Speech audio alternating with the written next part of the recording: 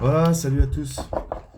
Je fais cette vidéo un petit peu pour faire un retour complet sur l'état de la situation, histoire d'expliquer un peu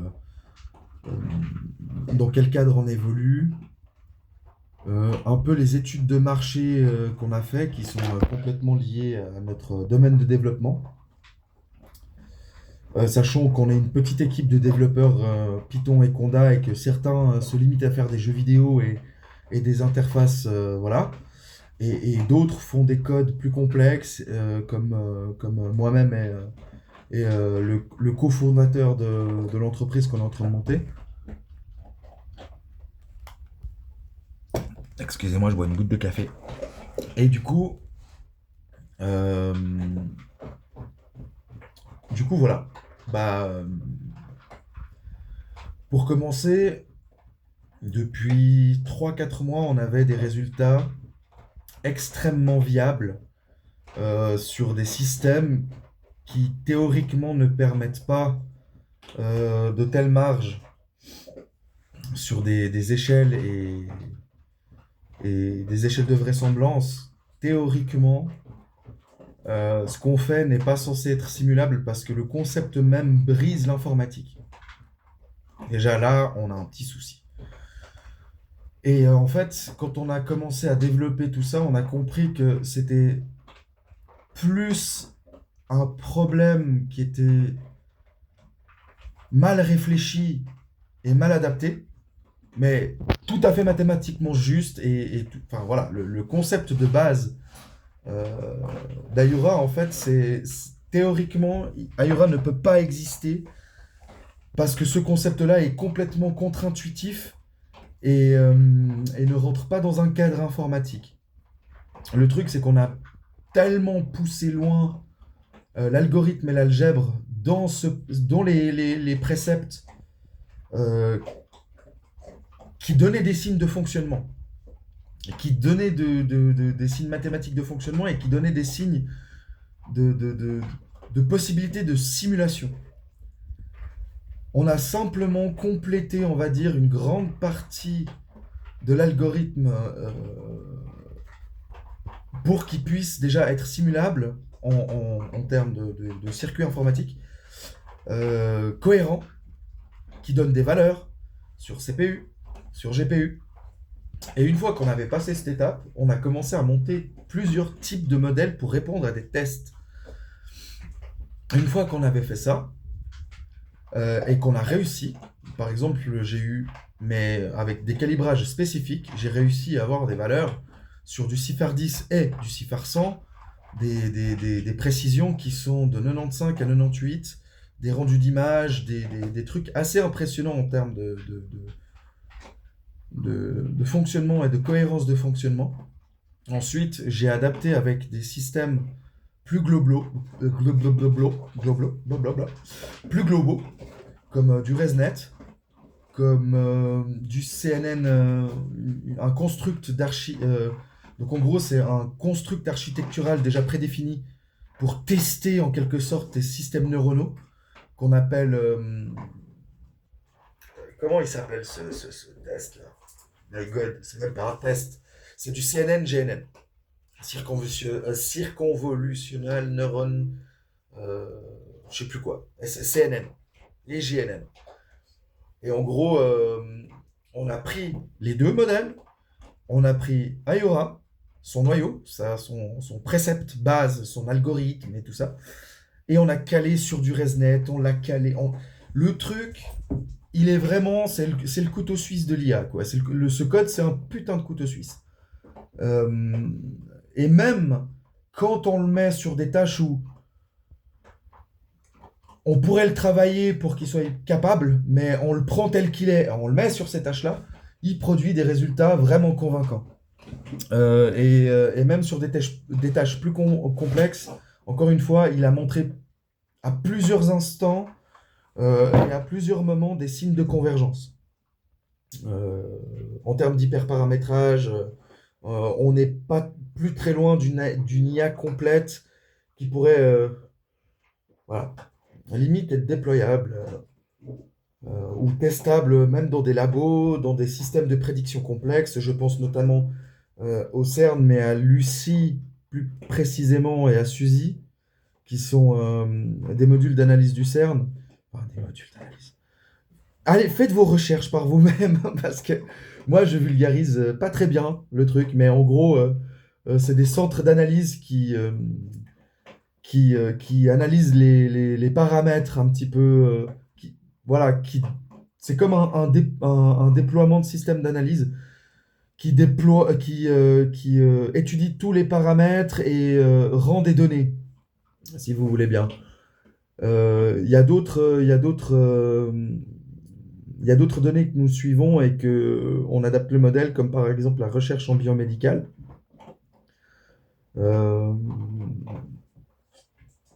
Là, c'est déjà éminemment plus complexe parce que ça fait 2-3 jours que j'ai un peu mis le codage de côté pour me mettre à plein temps dans la chimie, dans certaines études.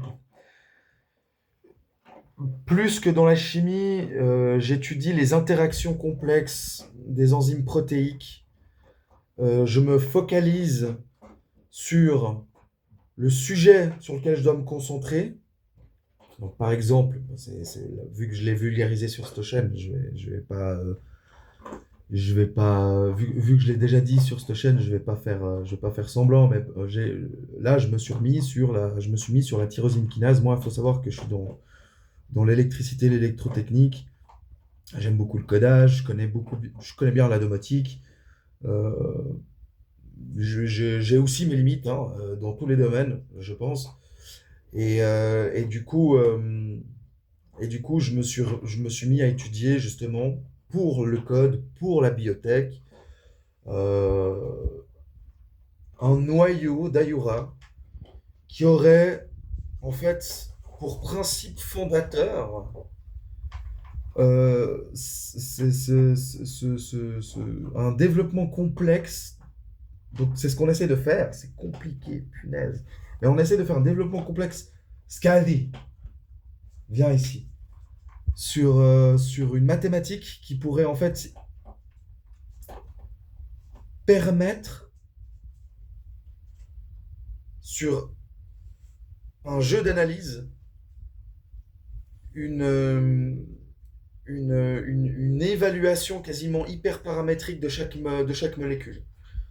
Là où, pour le moment, on peut qu'observer, enfin, c'est un peu complexe, mais on est très limité, on sait extraire de la donnée, mais on utilise des moyens qui sont très compliqués. Et là, en fait, on va dire, avec un seul code et des systèmes et d'autres scripts pour le lier après, voilà, il faudrait au centre de données du labo ou des trucs comme ça. C'est sûr que le code doit être adapté à son lieu de développement. Là, je suis très limité. Mais si c'est possible de faire ça, cette IA pourrait vraiment permettre une analyse profonde des inhibiteurs, par exemple. Elle pourrait permettre une analyse profonde du code génétique. Par exemple, pour ceux qui sont... parce que je suis de loin certaines discussions, notamment dans la génétique et dans l'étude génétique, par exemple, de la reconstruction des anciens génomes comme ceux des dinosaures, des mammouths. C'est des sujets qui sont sérieusement à l'étude en plus. Comme par exemple là, je crois qu'ils ont fait renaître des loups. Genre le loup qu'on a dans Far Cry Primal, quoi. Les mecs, ils ont fait renaître des loups des cavernes d'il y a 30 millions d'années ou 30 millions d'années. J'abuse peut-être au niveau des chiffres. Je serais plus proche ouais, du million d'années, quoi. Il y a 1 million d'années en arrière, il y avait ces loups-là, et on commençait à les domestiquer, et les mecs, ils les ont fait renaître. Au début, je pensais que c'était des modifications par IA, et j'ai découvert que ce n'était pas... Alors certes, il y avait des bêtises liées à l'IA, mais là, c'est quand même une dinguerie. Donc, comme, encore une fois, électricien, spécialisé dans les réseaux de télécom et dans les fibres optiques. Je code depuis très longtemps et j'adore coder. J'avoue que c'est une petite dinguerie d'être capable de faire des trucs pareils, quoi. De faire... Mais quand on s'intéresse à comment ils ont fait le truc, bah en fait, ils ont greffé. Ils ont greffé l'ADN de mie, de ci, de ça, dessus, de trucs, de muches, pour obtenir, euh, pour obtenir cet animal. Et les mecs qui font ces recherches et qui poussent, on va dire, ces recherches-là au domaine jus- à l'éthiquement acceptable, au politiquement acceptable, le- ils réfléchissent et ils se disent, mais est-ce que c'est vraiment ça? Donc nous, on veut ce loup d'il y a 1 million d'années en arrière. Est-ce que c'est vraiment ça qu'on a fait? Et après, ils se posent une deuxième question. Ils se disent, est-ce que du coup, il est naturel? Est-ce que c'est pas une reconstruction, genre un puzzle raté, mais qui est très représentatif de ce qu'aurait dû être, de ce qu'aurait pu être ce loup ou ce mammouth? Ça, on peut le faire aussi avec le mammouth. Eh ben moi, les gars, je vous dis que j'ai pas encore étudié ça. Je vais le faire, mais je sais que la nature de base d'Ayora, c'est que plus on lui donne de la data, plus il est capable d'extrapoler. Plus il est capable d'extrapoler, plus il est capable de mener une généralisation, ce qui, dans la génomique, est un petit peu quelque chose qui nous manque. Et dans l'étude génétique, c'est un système de généralisation des génomes où on pourrait les catégoriser par R, pas par R-A-I-R, mais par R-E, accent grave R-E, par R, époque, et je pense que si on donne à Ayura, et ça c'est très complexe, hein, mais si on donnait à Ayura une base de données de la génétique actuelle, de la génétique d'il y a à peu près 30 ans, qu'on lui donne nos études théoriques qui ont donné des vrais résultats et qui ont donné des résultats probants, on lui donne ces données-là. Je pense que Ayura serait capable mathématiquement, grâce à son précepte, de faire une extrapolation générale, d'établir des concepts mathématiques pour retrouver, on va dire, je pense qu'il pourrait retrouver le chaînon manquant avec assez de données. Attention, je pense, c'est pas, je dis oui, il va le faire et tout. Non, non, non, je pense, il faut le développer, aller dans ce sens. Ça prendra ça prendra certainement des dizaines d'années. Peut-être même après ma mort, ce truc pourrait être développé encore. Et je pense que ça serait un des chemins qui permettrait de retrouver un peu le chaînon manquant, reconstruire le véritable ADN des dinosaures et d'autres espèces comme le smilodon, comme peut-être d'autres espèces qui intéressent les chercheurs, parce qu'au fond, les mecs, ils font renaître ça. Je pense que c'est un peu pour le fun, mais c'est aussi pour étudier l'espèce, essayer de comprendre un peu des fonctionnements complexes sur d'autres espèces sans avoir à les faire... à les recréer complètement. Je sais pas, je connais pas leurs vraies intentions.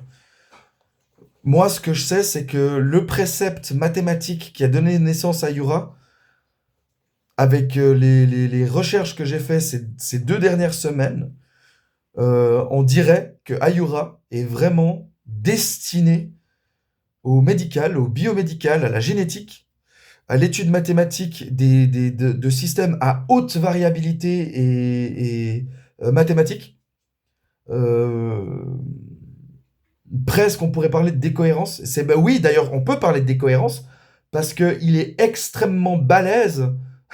Parce que encore une fois, c'est un algèbre nouveau, c'est un algorithme nouveau qui a permis de transformer ces qubits, de les analyser grâce à cet algèbre, de rendre un détail mathématique précis qui est plus précis que la donnée que obtient les mêmes modèles en génération de qubits.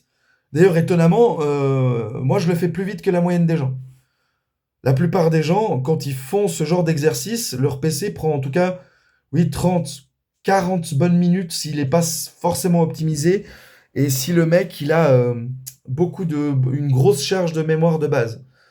Euh, Nous, on s'est quand même arrangé avec le PC pour faire en sorte que, déjà, vu qu'il a pas beaucoup de mémoire interne et de mémoire RAM, on s'est arrangé pour faire en sorte qu'il travaille le moins possible, pour faire en sorte que tous les programmes sont forcés à quitter sur 20 minutes d'inutilisation.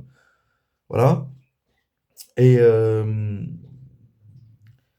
et oui, en gros, Ayura montre des signes de grande facilité sur des systèmes qu'on a de la peine à comprendre. Et elle me met des données qui sont vraisemblables pour les systèmes de prédiction d'énergie. Et euh, c'est très compliqué, mais du coup, c'est des prédictions qui sont liées à des systèmes statistiques bayésiennes. Enfin, je vais vous passer le détail sur ce projet-là qui est, entre guillemets, un projet un peu, pas secret, mais on essaye d'incriminer aussi notre thèse, la thèse sur laquelle s'appuient aussi nos algorithmes. On essaye de prouver que on aurait tort à un moment donné. Et pour le moment, bah, le run du CERN du 5 novembre nous a confirmé nos résultats, en fait.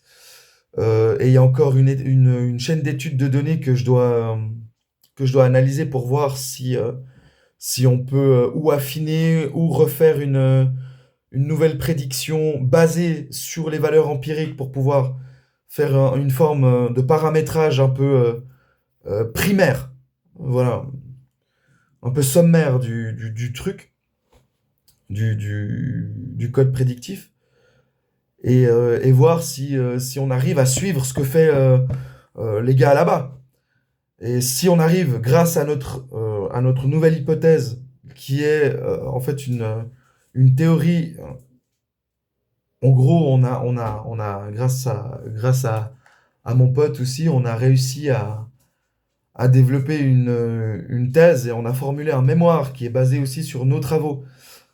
Et en fait, c'est une théorie unificatrice des champs qui utilise les mécanismes du ciseau type 2 et les mécanismes du ciseau type 3, du couplage Yukawa pour ceux qui connaissent, pour bah, justement développer notre thèse. Et déjà, c'est cette thèse-là qui a donné naissance à Ayura, qui a donné naissance aux algorithmes, aux nouveaux cadres mathématiques. Et on a fait un champ de prédiction, on en a fait quelques-unes, qui se sont toutes révélées exactes. Et on était donc, pour certains domaines, on était trop haut dans les estimations. Mais je vais ressortir tout ça et je vais fournir une démonstration dans les mois qui viennent. Et en gros, Ayura se base sur cette mathématique ultra complexe, en fait. Sur ces mécanismes qui servent de prédiction pour des échelles d'énergie, on va dire je vais vulgariser et c'est sûrement faux. Donc, mais j'essaye de donner une idée. En gros, on génère de l'énergie à certaines échelles pour créer de la matière, en faisant s'impacter deux éléments extrêmement violents. euh, on essaye de générer des éléments exotiques. Voilà. Je vais pas aller plus loin parce que déjà là, c'est très profane. Encore une fois, je ne suis pas dans la physique quantique ou dans la physique des particules de hautes énergies comme le font les mecs quand ils vous parlent de saveur et d'état de l'art. Faut s'accrocher, loulou. Faut s'accrocher. Donc en gros, voilà, on a développé ça. On le corrige. On se demande si c'est faux. On se demande si la mathématique est restée juste. On se demande si les postulats sur lesquels se sont appuyés et les données sur lesquelles se sont appuyés notre postulat sont toujours vérifiables et n'ont pas été rejetés par la communauté parce que effectivement mathématiquement pas juste ou incohérence ou il y a des milliers de raisons que la communauté rejette une hypothèse même si elle vous semble juste, même si mathématiquement c'est beau, c'est élégant, on se dit waouh mais ça marche. Bah non, dans les faits, ça marche pas, et du coup, même si c'est beau et que c'est harmonieux et que blabla, bah les gars, non, ciao. Donc il y a aussi une réalité à ce niveau-là. Et nous, bah, au-delà de l'élégance, on fait une nouvelle proposition. On fait une proposition d'une nouvelle méthode, d'une nouvelle approche. Euh, Encore une fois, cette nouvelle méthode et cette nouvelle approche permet une forme d'harmonisation de tout ce qu'on construit actuellement, surtout au niveau des outils de recherche, des analyses mathématiques et tout ça.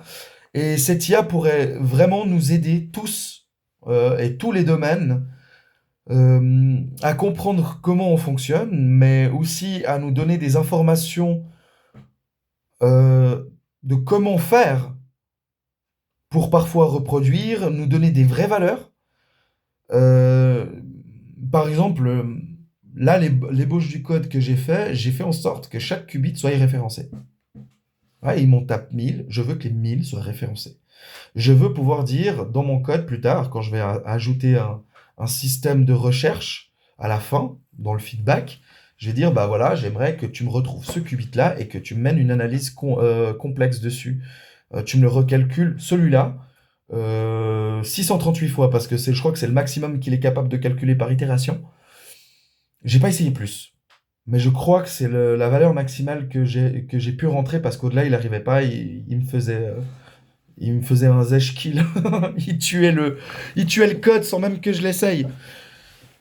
Sans même que je puisse le simuler. Donc, je suis arrivé à ce chiffre intéressant de 638. Donc, en gros, il analyse déjà là, quand il me sort un qubit, il analyse 638 fois avant de me dire c'est bon, il est juste. Donc, j'ai déjà instauré une base de recherche à l'intérieur avec une numération, avec un système binaire. Donc, en gros, le qubit s'appelle 0, 1, 0, 0, 1, 0, 1, 0, 0, 1, 0, 1. Voilà. Et je tape 0, 1, 0, 0, 1, machin. Et il me le ressort. Et je lui dis, remène une analyse. Et il pourra mener un champ de calcul de précision. Mener le qubit à 99,999 ,999,999, enfin bref, de précision. Parce que sur ce système-là, encore une fois, moi, en termes de vraisemblance, je refuse la valeur de 100% juste. Je refuse parce que c'est un CPU. Je suis pas mathématicien et j'aimerais que ce dernier pourcent, ce soit un mathématicien, au-delà de mon informatique qui me dit, bah voilà, dans ta simulation, en termes de données cohérentes, voilà ce que ça a rendu et c'est sûr entre 94,400% et 98,650% que ton qubit est généré correctement et il est juste, bah moi j'aimerais avoir l'académicien suprême, on va dire le, le Jésus académicien de l'informatique, qui vient de me dire, bah voilà, c'est juste, oui, ton qubit, il est très beau, il est très propre, regarde, je mets ton code sur un truc qui les génère à 100% juste, et il me les génère à 100% juste, avec une nouvelle méthode, c'est incroyable. J'espère pouvoir trouver un mec en Suisse, en France ou en Belgique, parce que moi je suis suisse, je suis à Lausanne, mais malheureusement, c'est très compliqué de se faire entendre, c'est très compliqué d'avoir des gens compétents, des vrais gens compétents qui répondent au téléphone. Parce que malheureusement, et c'est une réalité dans ce monde-là, les vrais gens compétents sont sur des projets ultra aigus, ultra sponsorisés, financés. Et rien qu'avoir un mathématicien de l'EPFL 15 minutes pour discuter d'un système assez innovant, voilà. C'est très compliqué. Voilà. Et j'en veux à personne, de toute façon. Quand on sort un truc comme ça, et puis qu'on n'est ni académicien, ni mathématicien, et qu'on fait tout seul avec ses propres simulations, et qu'on se corrige, et qu'on corrige avec des... Parce que ça c'est encore un truc que j'ai pas dit, mais c'est super, ça j'adore. C'est que pour calculer des systèmes complexes, en fait, il faut construire sa propre machine, sa propre calculatrice qui en est capable. Il suffit pas d'aller sur Rust et de dire est-ce que mon code est juste? Non, non, faut construire sa propre calculatrice quantique, ses propres calculateurs de code Python Parce que quand il faut faire des calculs qui sont censés théoriquement vous durer 1800 heures, bah voilà. Et puis toujours les vérifications par 3 par 6 par 9. Je revérifie toujours, j'utilise aussi des IA qui parfois me demandent d'où je sors ça. Grok, il est très drôle parce qu'il dit toujours implémente-moi, je, je veux faire partie du code. C'est tellement drôle. Euh, et parfois même, elles ont quasiment rien à ajouter. C'est assez drôle aussi, ça, c'est marrant. C'est moi qui dois dire oui, j'ai besoin de ça, en fait, faudrait que tu me dises, parce que je suis perdu. Et voilà. Et voilà. Et du coup, bah, tout ça a été et une belle aventure qui dure maintenant depuis une année et demie, euh, qui nous mène à cette posture-là où on est en train de créer une entreprise. On va essayer de sortir des technologies qui fonctionnent, qui sont bien meilleures que la moyenne de ce qui sort, même en termes de carte graphique, parce que ça, on n'a pas encore discuté. On a fait un CPU, on a fait un GPU selon nos principes mathématiques, euh, mais on n'a pas encore fait de carte graphique. Si on fait des cartes graphiques, je peux vous assurer qu'on va mettre beaucoup de gens en PLS. Parce que là, déjà, en termes par exemple, pour le CPU qu'on a créé, il fait tout 25% plus rapidement euh, que les CPU classiques actuellement. Et ça, c'est simulable sur Qiskit, c'est des circuits, c'est des simulations qui sont faites en termes d'efficacité, en termes de concept informatique. On peut aussi sortir le schéma électrique, c'est pas un problème. Et c'est ça qui est intéressant, c'est qu'on a un développement complexe et complet sur pas mal de sujets. Donc voilà, on va aussi sortir une carte graphique. On va sortir. On va simuler, développer mathématiquement et sur Python et sur Conda euh, un code qui va nous servir à développer une carte graphique selon cette méthode. Et je pense que ça va être complètement dingue.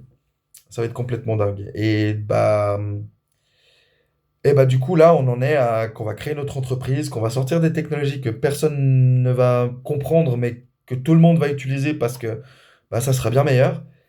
Et, euh, et, et on va trouver des investisseurs pour le biomédical parce que je pense qu'au niveau d'Ayura, il y a vraiment. Je sais pas pourquoi, je sens que c'est fait pour.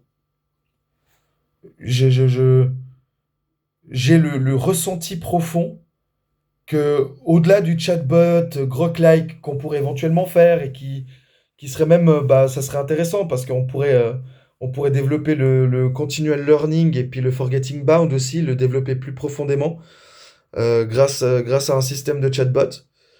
Et,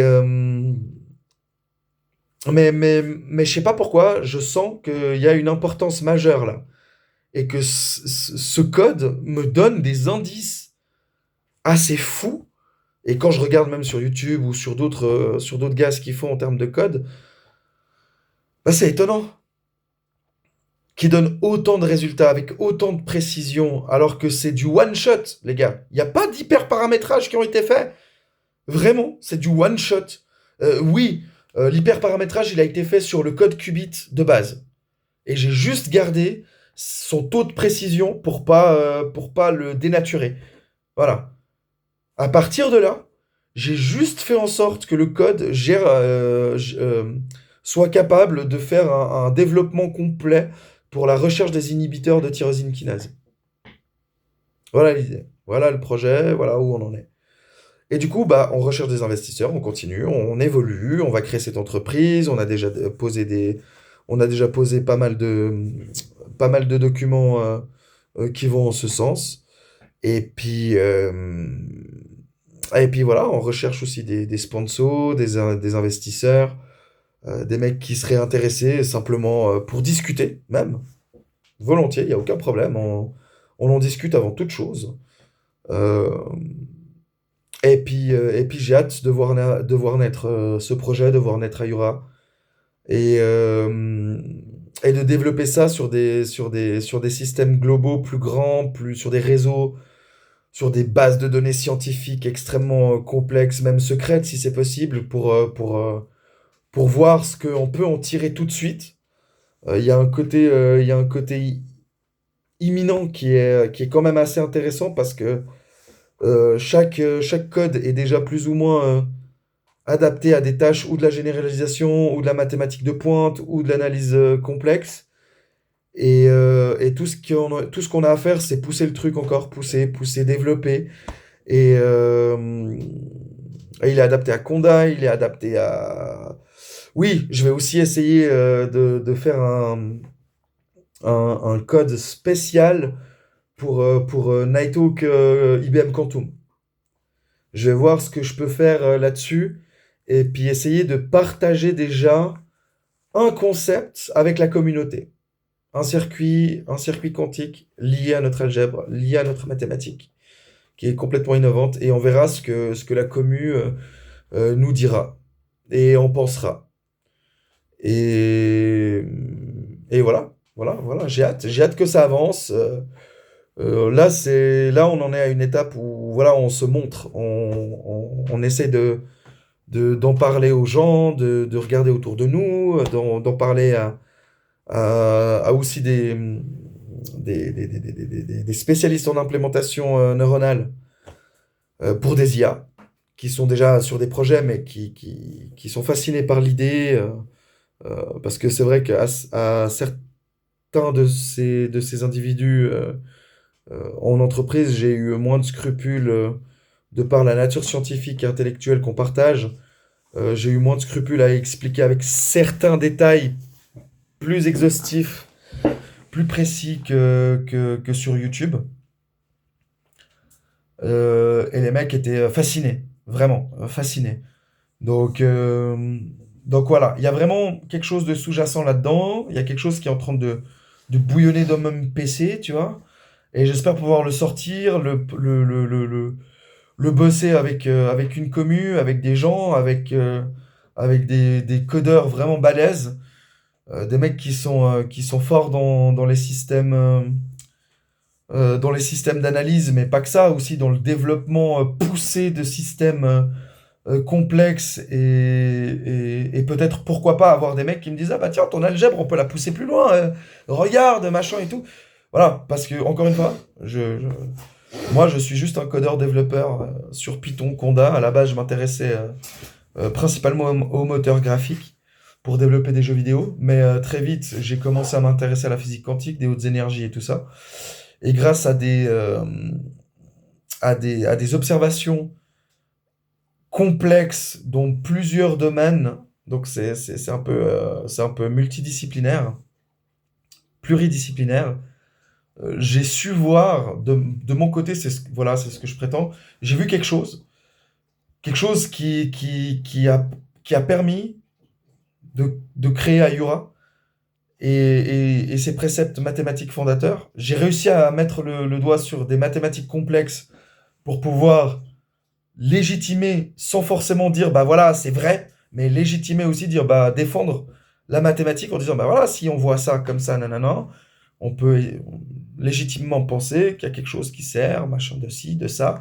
Et du coup, voilà pourquoi je pense que ça, et voilà pourquoi Ayura est né, voilà pourquoi je pense que Ayura est capable de mémoire persistante, elle est capable d'éviter le forgetting bound, elle est capable de beaucoup de choses, elle est capable dans le biotech, dans le biomed, dans beaucoup de choses. Vraiment dans beaucoup de choses, même dans l'amélioration de systèmes déjà largement aiguisés comme les CPU, les GPU, on sait largement faire, on maîtrise, on en fait des nanos, on essaie d'en faire encore plus petits. Enfin voilà, il n'y a pas de... il y a pas, déjà de base, il n'y a pas de raison et il n'y aura pas de limite. Ça veut dire que c'est cool. Et quand on aura ouvert cette entreprise, bah voilà, notre but c'est de jouer un peu là-dessus, de se dire, bah les gars, voilà, une nouvelle technologie, testez-la, regardez, sortir des puces spécifiques ou les proposer ou sortir des gammes d'objets qui ont des puces de fonctionnement qui ne bug jamais, qui sont jamais corrompus, qui sont jamais corrélés, qui s'auto-réparent. Euh, et puis peut-être Mais là, j'ai un petit peu peur, encore une fois. Mais peut-être que plus tard, on ira dans l'encryptage et le décryptage, dans le système complexe, euh, dans des systèmes complexes plus dangereux, plus, plus, plus éthiquement discutables. Le but, c'est d'explorer la capacité, la résilience d'un système. Genre, j'essaye de faire un firewall modulaire autosimilaire. C'est-à-dire qu'en gros, le hacker, il peut forcer, il peut forcer, il peut forcer. Mais au bout d'un moment, Ayura va se dire, ah ouais, ok, d'accord, bon, il force, je vais changer. Je vais changer de forme, je vais changer de dynamique.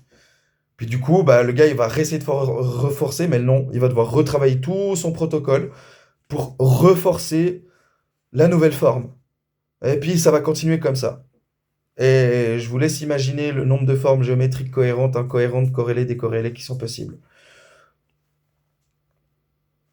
Bonne chance! Même si là, la plupart des gars qui essayent de hacker un ordinateur qubit,